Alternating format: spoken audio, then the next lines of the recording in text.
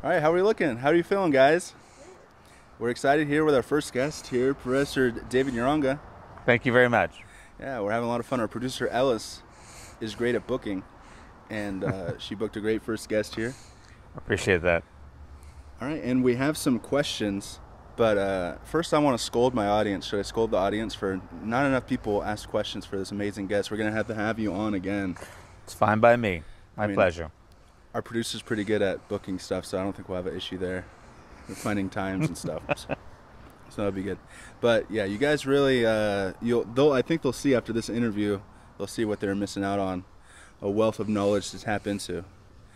But why don't you tell people how you got started with history and what got you interested in politics and how that turned into teaching, maybe? Sure. I was a grad student at UCLA. I got my first gig while I was a TA, and Cal State Northridge professors were passing away and called upon me to teach at the age of 26, and started to get involved in actual, instruction. Before then, I was sort of an advocate. I mean, I was kind of out there in the Reagan years, complaining about Reagan, this and that. But after being studying academics at UCLA and doing a lot of work on comparative communist studies, I was lucky enough to get a gig at Glendale Community College, at the College of the Canyons out here in Saugus. And eventually in 1990, Pasadena City College, fortunately for me, hired me full-time. So I've been teaching there since 1990. Nice. So do you have any advice for people who want to get into teaching? Is it just wait for people to die? And No. I think that you need the background, the academic background first, and you have a drive to a question you have that's burning inside you want to answer. For me, it was always about what drove the Russian people to the Soviet system, and from there I branched out to the American response to the Soviet system. But in terms of getting involved, I think we'd start small. You could do some campaign work. Nowadays, there's a lot of activity going on in California. We're from California, but you could do any of the states. You could involve yourself in a local campaign and get involved in the art of politics. And if you're really interested in it, it'll take to you. So all you need is that passion and the willing to learn. Yes, be curious. You have to be very curious about what's going on around you, especially at the local level. But if you're going to go statewide, it's state, and we have 50 states, so it varies depending upon the state. California is a bustling, high-tech brewing. I mean, it's very lucrative, a lot of property out here is very affluent. It's very, the population is extremely literate, and there's a lot of things going on. So it's you can get involved at Los Angeles or up north where you hail from, Sacramento area. Who's a fan? Or San Diego. I mean, the whole state is bustling, and it's going to take off because of our Asian connection. We're connected to a lot of Asia Pacific trade and traffic. Is there any one subject or any one issue that students get stuck on and that stumps them consistently? I think of all things, the fundamental driver for American politics is the study of the U.S. Constitution. It's really, it's 240 years ago, so it's more, the way it's taught often is dates, and it's very dry. And so the combination of, for me, what drove me to success was I was able to use a lot of humor in the classroom and a lot of sing. I sing. Yeah. So often I sing when I'm teaching, and so that's unusual for professors. I think a lot of the students kick into it and go, "What are you doing?" And so but it comes naturally to me. It wasn't something I was trained to do. Would you be willing to do a song here? Yeah. A quick little snippet? What is it? Yeah, I can rap and bebop, and I do a lot of physical. I have a mic on. I don't want to hurt myself, but I do a lot of nonverbal teaching, a lot of physical demonstrative teaching. I've jumped on tables. I've done. I even did of all things a cartwheel. So, but I mean, it's because I'm just trying to entertain. And I think the combination of humor, entertainment, and concrete information to make that information fun. F-U-N, guys out there, professors, fun. make education fun, students are connected to it and students take to it. Yeah, I always think, I talked to producer Ellis about this too, about if you want to get a message across, it's, it takes two to communicate. And let's say you want to play a DVD and you have all this knowledge on a DVD, you can't feed that to a VHS player. You need to convert it to VHS Correct. to put it in. So Correct. if you're talking to students in the morning, like you're trying to give a DVD to a VHS player, you need to convert it. I'll start out and go, yoo-hoo! I'll scream and yell, and the students are like taken aback by, what in the hell are you doing? Woo! Yeah! My daughter hates that subject. Did somebody go for Hillary? Oh, absolutely. My queen! What are you getting at? And so, and I also I'm not particularly stuck up in the language I'm using the vernacular, the language that students use. I'm a little older now. At 60, it's harder.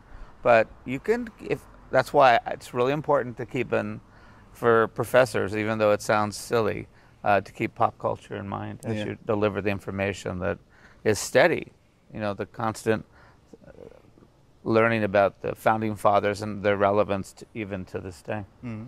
It's good to learn for all the teachers out, and for the students maybe. Is there anything a student can do, like if a teacher's being boring?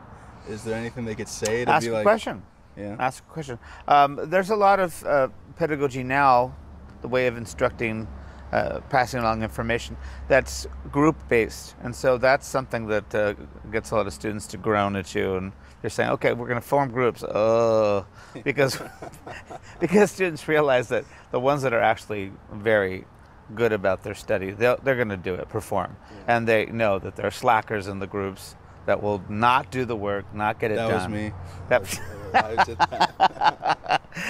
But if you assign your activities correctly and everyone has a role to play, then you're going to get even the most, quote unquote, the lazy ones, the ones that don't want to do the work, they'll have to perform to some extent and keep on them. You got to keep on them. You have to, connect to them. Yeah, as long as you have like a rubric that grades every person Correct.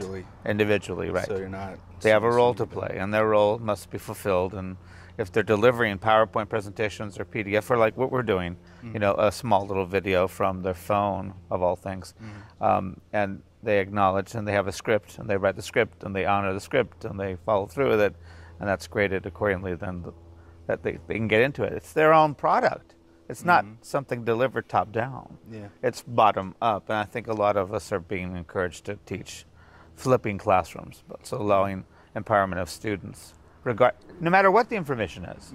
It could be about something as dry as the Louisiana Purchase, or it could be actually the founding father period. It could be the Articles of Confederation.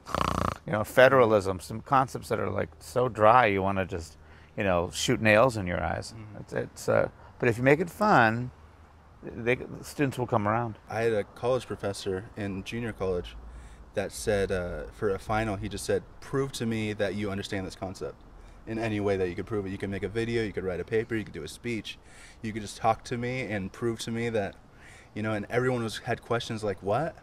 Is there a rubric? How do I do that? I don't understand.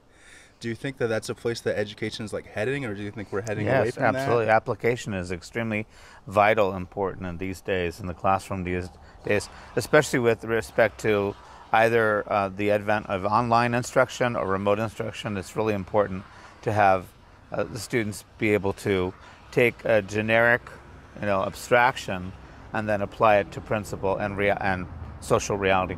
Since you're so like vocal and acrobatic in class, like how's the pandemic impacted you? It's terrible. I'm at home. I can't scream, yell, jump around, sing. I mean, I try a little bit. I do like dancing. Like I used to learn how to belly dance when I was younger. So I try to belly dance a little bit. But I'm a talking head in a classroom without in my home, and I don't have a classroom to run around in, to jump around. I have a 250-room stadium seating I usually teach in front of. I can't move back and forth and keep people looking at me, and attention is on the silliness that I do. So I'm here stuck talking to a computer, like a talking head, like a typical, politician that's on Channel 4, 2, or 7. When you first started teaching, is there any subjects or anything that aren't taught as often or aren't emphasized now in our current political climate and our current students that are there, or certain questions that aren't asked as much or that are asked more now? I don't know. I think I've backed away from having a lot of term papers and really lengthy, 40, 50-page papers that with appropriate citation systems and such. Those are the kind of out. I think what we're trying to focus on now is getting it down to making a very clear, well-organized argument, very purposeful and very to the point. So the writing is much more focused. And that's something we've lost. We've lost the ability to go long. I mean, longer writing that requires structure. It requires continued revision of the writing, and that's something that has suffered, I think, the last 20 years. Okay, and like subject-wise, like I know like the executive order from the president is something that wasn't as prevalent, right, before like Bush. It's been used quite a bit now. Yeah, so it's very common. So that's something that's more emphasized now, or is that Correct. something that you would have? What's not emphasized is, of all things, and it's boring, it's concepts, is the standing committees and the inner structures of the Congress, and the notion that the Congress has a certain process to follow a bill, which is a proposal that wants to be enacted, into law. So what's happened in the House and the Senate today is the leadership has taken over the roles of the committees, and the committee chairs and the subcommittee chairs, they're still there, but they're de-emphasized. And that's unfortunate because the lawmaking process is fundamental to the document itself. The Constitutional Convention wanted Congress, and Congress to be queen, and not... I think what's been de-emphasized is the committees and the subcommittees of the Congress. And it's dry, it's boring, and so the leadership has taken over. The Speaker Pelosi, the speakers, majority leaders have taken over the process of making law. And that's unfortunate because there's a lot of inner details that most of us need to know about. Citizens of this country need to know how a bill is actually made. And it's frustrating because it requires a lot of working, compromise, deal-making. And those deals, that's good stuff. But patience of our community has to be emphasized. Well, I think we're so focused, too, on just such sensational stuff, right, and we're glossing over. Do you think that's like by design? Is that some kind of conspiracy?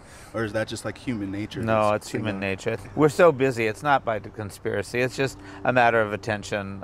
We have so many other things that are kind of drawing our attention away from, studies and academic sort of considerations, theories regarding legislative process. But the sensationalism and the, we want people to focus on more concrete issues. That's why I wanted some people to ask some questions here, and get some knowledge that way. So let's see our first. We'll go through our email question first. Okay. Hi, Bottenbig. Since I am no longer a first-time emailer, I think I need a real handle for your show. So this is our longtime listener, first-time emailer, who's no longer a first-time emailer. I like Superfan22. All caps. So this is Superfan22. What do you think? I like it. Why do we have the Electoral College in this country? Why not just use the popular vote? Do electors actually have to go to college? Just kidding. That last one was a joke. But she's asking about and Happy New Year. So yeah, can you explain the Electoral College a little bit? The founding fathers were absolutely terrified of pure democracy.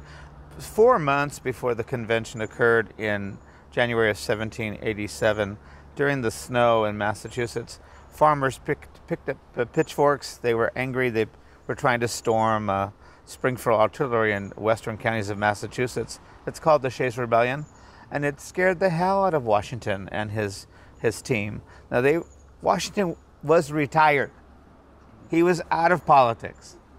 All of a sudden, the general, who is spent 15 years away from his wife, has to go back into Philadelphia 4 months later after January, in May of 1787. And they wanted to create a new institution, which is called the presidency. But how do you elect this person? You don't want a monarchy. You don't want the people to directly vote for him because you saw what happened in Shays' Rebellion. It's frightening. They were worried about rebellion and revolution against the elite of that era. So they create this Electoral College device. Supposedly it's to recruit better candidates from all over the country, not just the favorite son of Virginia or Rhode Island or North Carolina. So the idea that the idea of it is to sort of create a recruitment device by which people can then opt and campaign, and the elite, who are electors, who are chosen by the state legislatures, can then choose the wisest owl among the elite, and that's Washington. The choice is clear in 1787. But the problem is the system never worked correctly, because you were to vote for the top two candidates no matter the leanings of each individual.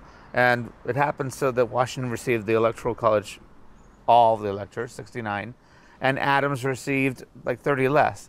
Adams and Washington were competitors against each other. Washington did not like Adams. Adams couldn't stand Washington. Washington was a general. He was no intellectual philosopher king. And Adams was, in his own mind, very, very knowledgeable. So the two of them were competitive the whole 8 years together that they were president and vice president. So the Electoral College set up the top two voters would be president, number one, and vice president, number two. That never worked. And so the election of 1800, there was a tie in the Electoral College between Jefferson and Adams.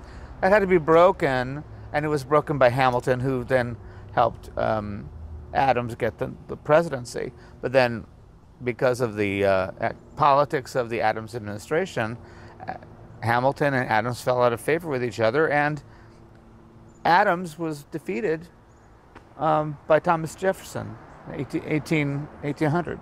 So the 1800 election they had to change the entire Constitution to adjust for it. Now, after that, you had president, vice president of the same party. And parties did not exist in 1796 or 1792. So that's part of the problem. There were no parties initially. The Founding Fathers did not want parties. So the dream of the Electoral College is to pick the top two vote getters, the top two candidates recruited from the nation, the new nation. And it never worked right to begin with. So the Electoral College, that's why it was formed in the first place. So is there a way to challenge that now? Would you campaign for a more direct democracy? Or? The problem being, if you're going to change the Constitution, it's 2/3 vote of the Congress and 3/4 of the states legislatures. And right now we're extremely divided. The whole political system is split into two. So that's really difficult to do. But if we were to change the Electoral College, it would be based on popular vote, which I think we can handle it. And the small states would lose influence, because where would you campaign? Los Angeles or Dubuque? I mean, where would you campaign? I mean, small cities or big metropolitan spots in the country. So I would go where the people are. All right, that's very good. And we have 2 voicemail questions here. Let's see. Sure. Here's our first voicemail question. Hi, this is a caller from Northern California. I have a question for Professor Uranga. I would like to know his funniest and or his most memorable moment in teaching. I love listening to teacher escapades and what happens in the classroom. Thank you.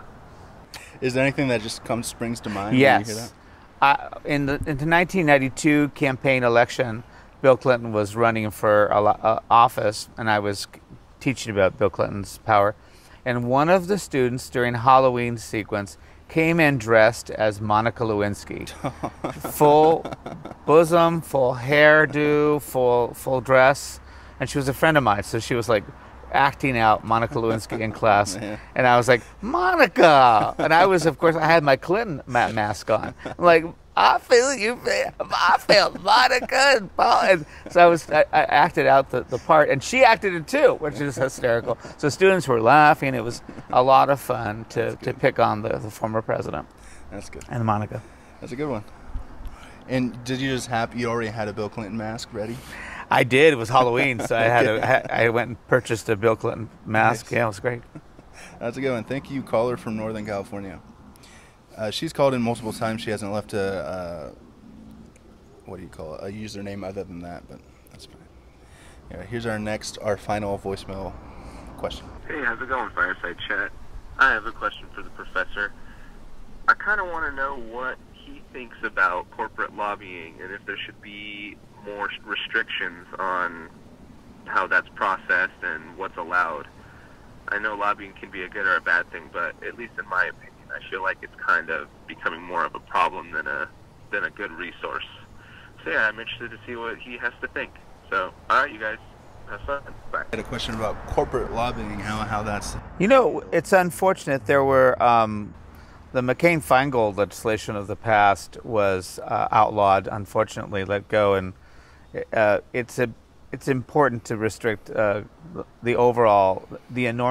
enormous influence that the Supreme Court has allowed for unlimited donations to the parties, and it's unfortunate that the Supreme Court has allowed itself to allow the system, any politician to, based on Democrat-Republican politics, to be without any notification. Donations coming to both parties are unlimited, and so that is disturbing. I think corporate power is way too much. It's not just local; it's also international corporate power.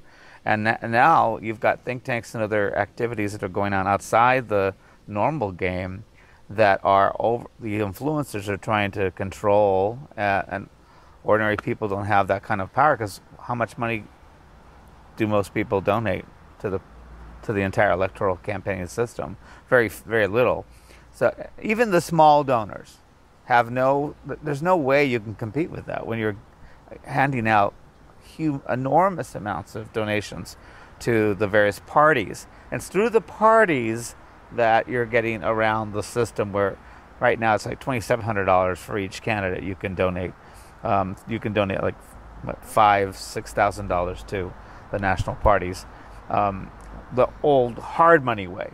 The soft money donations are now infinite because of the Supreme Court's activity. So I'm all for it. I'm all for restrictions. But the problem being, right now in the political climate, the Democrats don't have the numbers to do it, and Republicans are, with Manchin and Sinema, they're not willing to buck the system. In fact, Sinema is becoming very wealthy. And you've brought up like the division of politics, and that's obviously a big hot topic. People always talk about we're so divided, blah blah blah. How do you see that? Do you think that's like a cyclical thing that's been happening since history hasn't started? Do you think that's something we're going to grow out of? Do you think it's going to get worse before it gets better? How do you think it gets better? I think it plays out where the Republican Party begins to split into two factions, but I'm guessing, I'm speculating. I think right now it's extremely unusual. This is extreme polarization between the two parties. Republicans are fissuring between a far-right and populist sort of sentiment and a more reasonable part of that community. So I think Republicans are going to have a tough run of it.